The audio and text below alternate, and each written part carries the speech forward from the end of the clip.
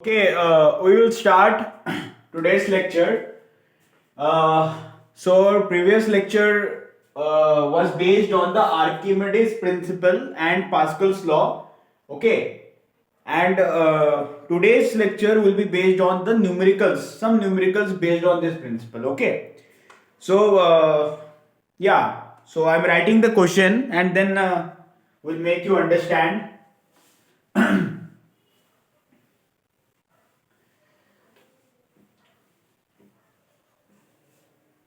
I hope आपको कल का वीडियो समझ में आया होगा कि मैंने क्या बोला था उस वीडियो में। ठीक है, मीन्स जो जब भी हम पानी के अंदर नहाते हैं या फिर फॉर एग्जांपल आप लोगों ने कहीं पे भी डुबकी मारी होगी।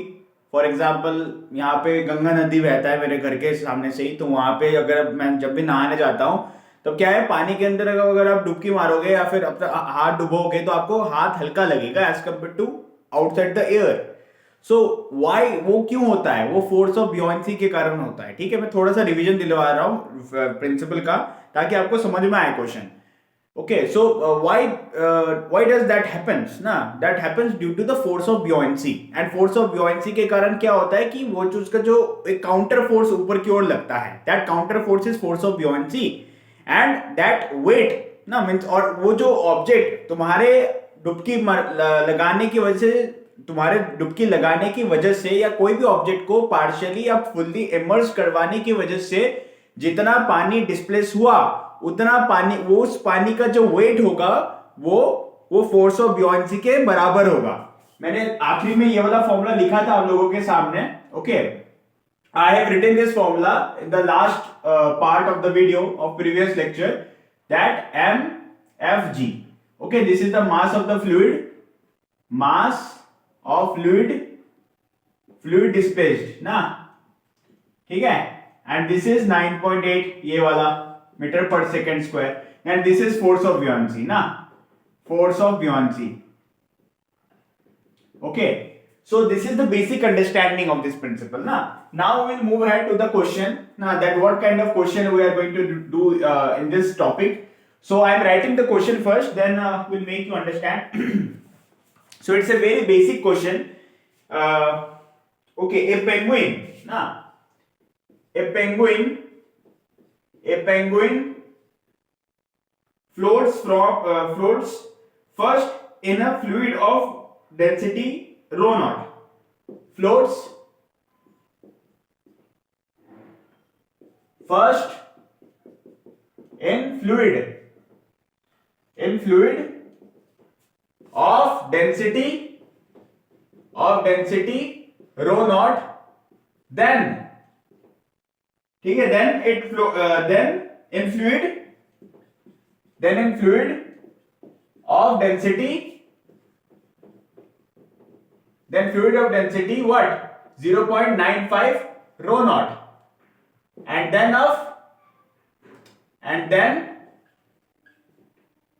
what, 1.1 rho naught.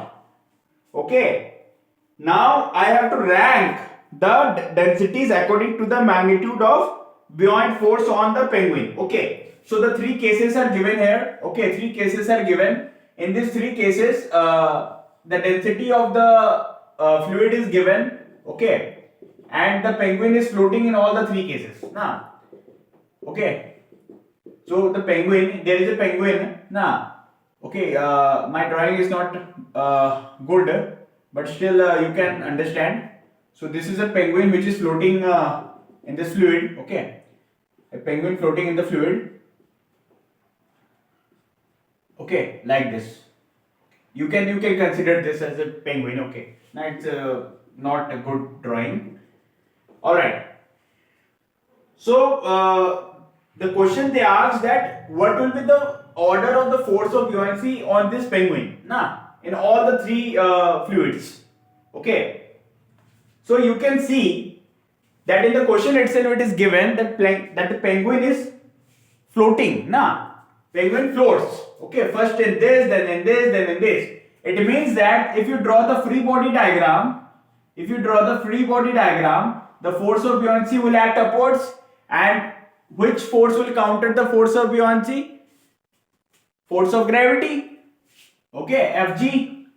So here Fb equal to Fg. So this all three are the case of the static equilibrium, and in case of the static equilibrium we know it very well that the Fb1, Fb2 and Fb3 all are equal to each other.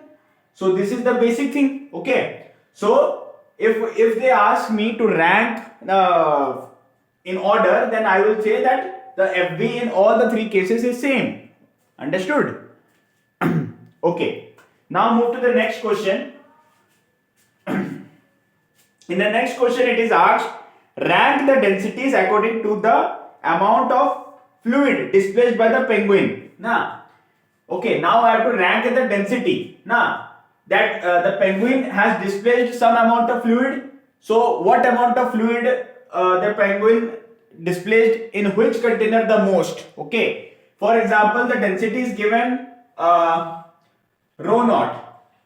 Rho naught, for example, you can imagine this is rho naught, this is 0.95 rho naught, and this is 1.1 rho naught. You know this very well that density is equal to my mass upon my volume. So more the density, less the mass, less the volume, and more the mass. This is directly proportional. Okay, and this is inversely proportional volume. So you can understand, if the density is here, that is the least. Now, if the density is least here, then volume would be more at this case. And second case, volume displaced of that fluid will be more. Now, so I can write it order of 9.5 rho naught greater than this rho naught greater than this 1.1 rho naught, because the density here is the greatest. Now, if the density of the fluid overall is this, that is greatest, so if it is greatest, then volume will be lowest. Okay, lowest displaced. Okay, so it is in order of decreasing order. Now, okay, greatest first. So this is the greatest. This is the case where the fluid displaced is much more, and this is the case where the fluid displaced is in middle, and this is the case where fluid displaced is much less. Okay, due to the density. As the density increases, the volume of the fluid displaced will get less. Okay, density increase. So you can see the basic formula. Now, so this is the two question in the which was asked in this part. Okay. Okay. Now let's move to the next question. Actually, in this video, I will just give you those questions which are important and relevant to the topic. Okay. I'm following the book only. Okay. Okay. There is a nice question.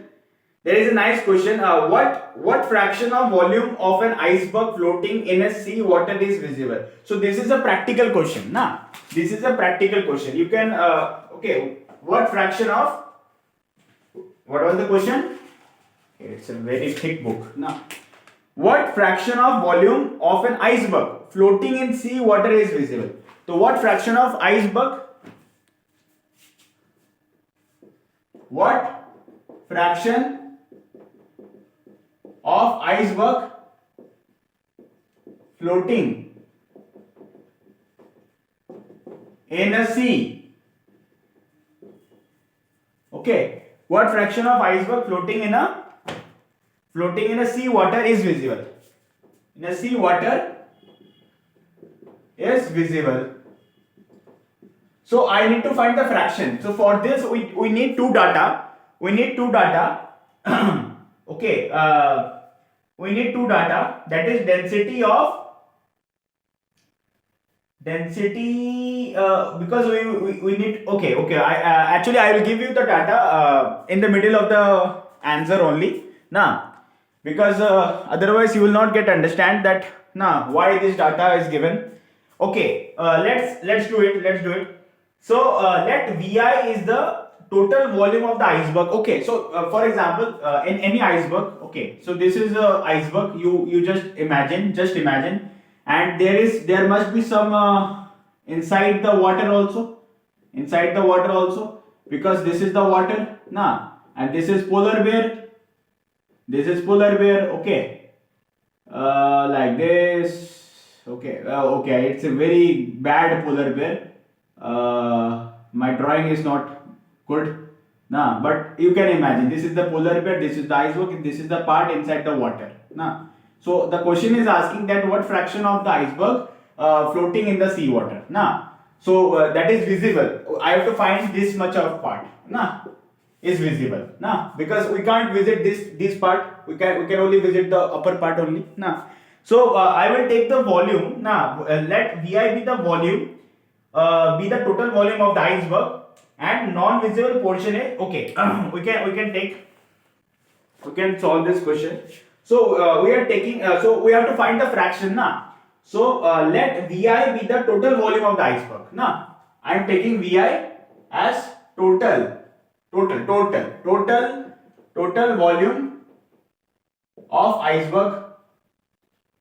volume of iceberg, and Vf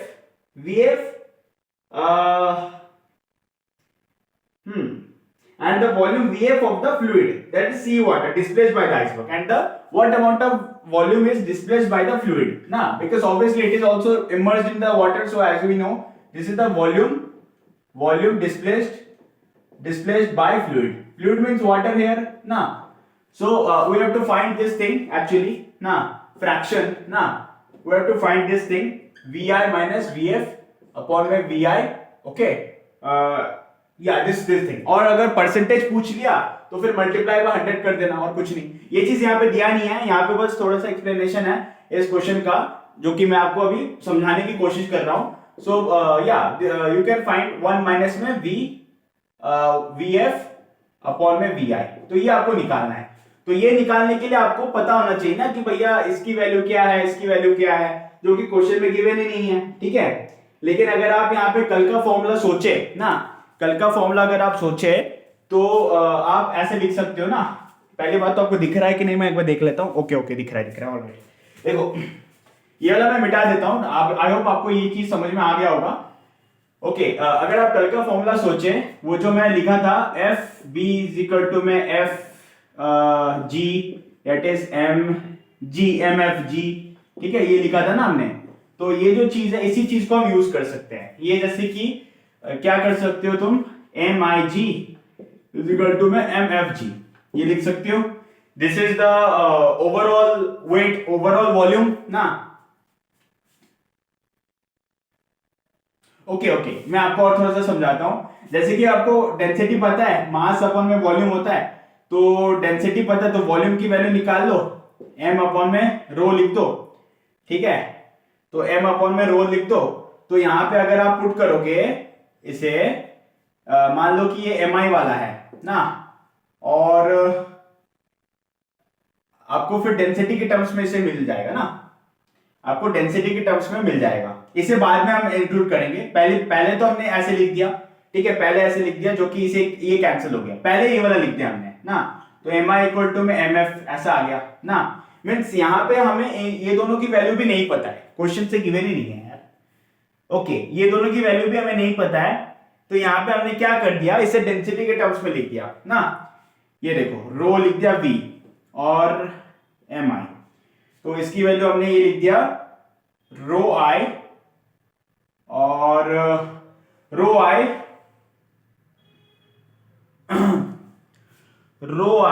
और vi ना. रो i vi ये लिख दिया, और यहां पे लिख दिया रो f vf. अब क्या करेंगे, vf बाय vi की वैल्यू निकालेंगे, vf बाय vi की वैल्यू निकालेंगे, जो कि रो f बाय रो i आ जाएगा. बस यहाँ पे हमने पुट कर दिया. यहाँ पे हमने क्या पुट कर दिया, यहाँ पे पुट कर दिया. हमें निकालना है 1 माइनस में रो f बाय रो i.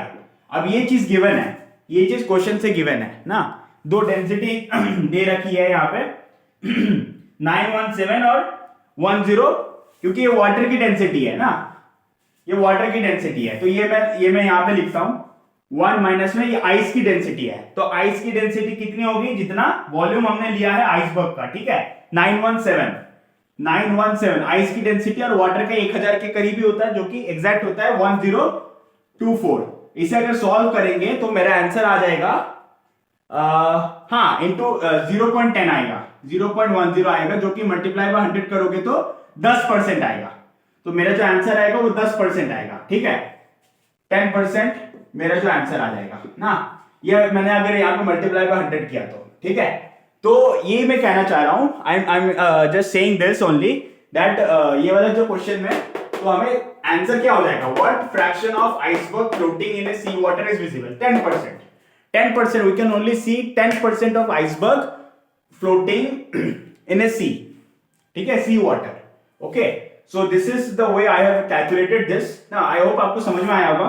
ये वाला नोटेड पोर्शन में लिख लो ना, नोट, और ये वाला मैंने थोड़ा सा डेराइव किया है ताकि यहाँ पे मैं सब्स्टिट्यूट कर सकूं, ठीक है, और सब्स्टिट्यूट करने के बाद मैंने बस यहाँ पे आइस का डेंसिटी क्वेश्चन से गिवन है, आइस का डेंसिटी क्या है, means rho I for ice 917, ठीक है, केजी पर मीटर क्यूबिक वॉल्यूम ना, मास अपॉन वॉल्यूम, और वाटर का डेंसिटी क्या है, मीन्स जो कि हमारा ये है एसआई क्या है, आइस है, और एसएफ क्या है, वाटर है ना, नहीं एसएफ वाटर नहीं है, वेट, एसएफ तो फ्लूइड है ना हमारा, एसएफ तो हमारा फ्लूइड है, VF by V I, yes हाँ obviously VF by V I, तो ये क्या आ जाएगा, हाँ तो ऑब्वियसली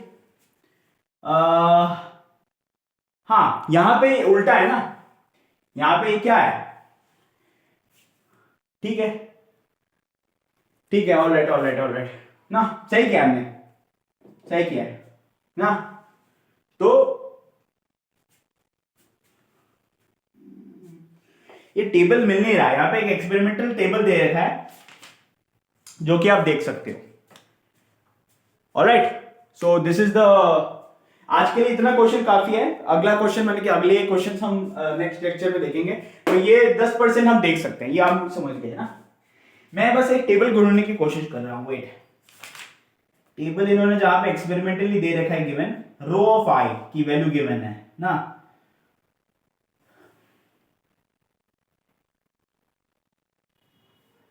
हाँ ये आइस का ही है, ये आइस का है, ये वाटर का है, ठीक है, ऑलराइट, आइस का है, ये वाटर का है।